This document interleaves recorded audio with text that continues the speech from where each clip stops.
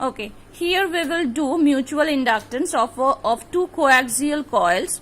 We are having, suppose this is one coil and there is another coil inside it of same length. Okay, inside it there is another coil. Say the outside coil is coil 1, inside coil is coil 2. Okay, they are of same length and their area of cross, the radius of this coil, radius of the outside coil 1 is R1, the radius of this coil inside coil is R2.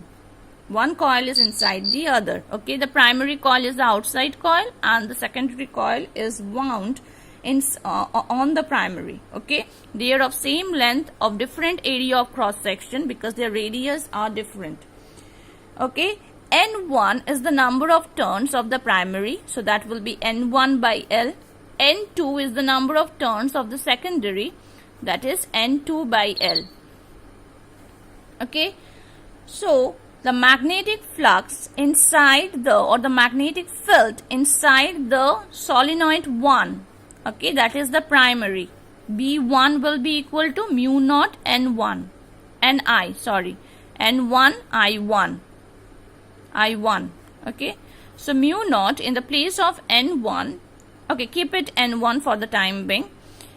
Okay, now magnetic field, this magnetic field lines which are passing through the primary, through the coil 1 is also passing through the secondary.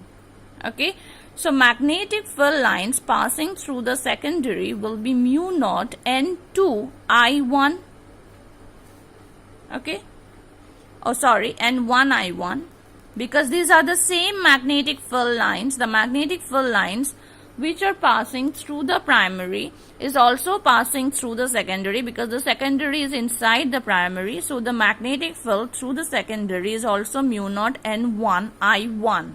Okay, what is the magnetic flux through the secondary? Magnetic flux through the secondary is B2 dot A. Okay, can I write B1 equal to B2 equal to B? B1 equal to B. Now you can see the area vector is like this and the magnetic field lines are also passing like this. So they are in the same direction, so the angle between them is 0 degree. So it is BA. Okay, so it is mu naught N1 I1 into, now area of cross section of the secondary coil, because we are going to find out the magnetic flux through each turn. Phi 2 is the magnetic flux through each turn of the secondary coil, that is coil 2.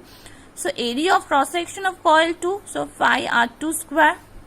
Okay, now total magnetic flux through the secondary will be N2, total number of turns, into phi 2, flux through each turn.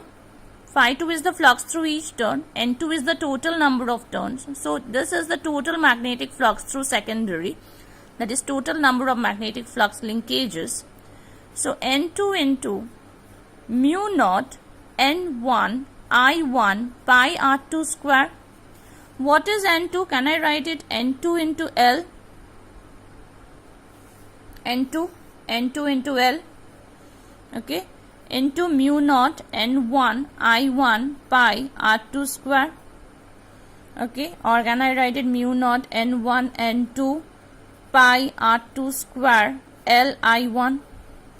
Now total magnetic flux through the secondary is equal to MI1. Okay, magnetic flux through the secondary is proportional to the current changing in the primary.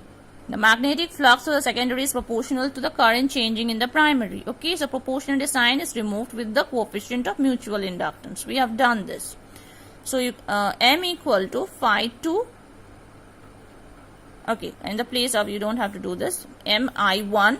So in the place of phi 2t, we can write MI1 is equal to mu naught N1 N2 pi R2 square Li1. I1 get cancelled. So M equal to mu naught N1 N2 pi R2 square L. Okay, so what have you seen? This coefficient of mutual inductance, is it depending upon phi or I? No, it is depending upon the nature of the medium, the number of turns per unit length of the coils, the area of cross section of the secondary coil and the length of the coil. Okay, thank you.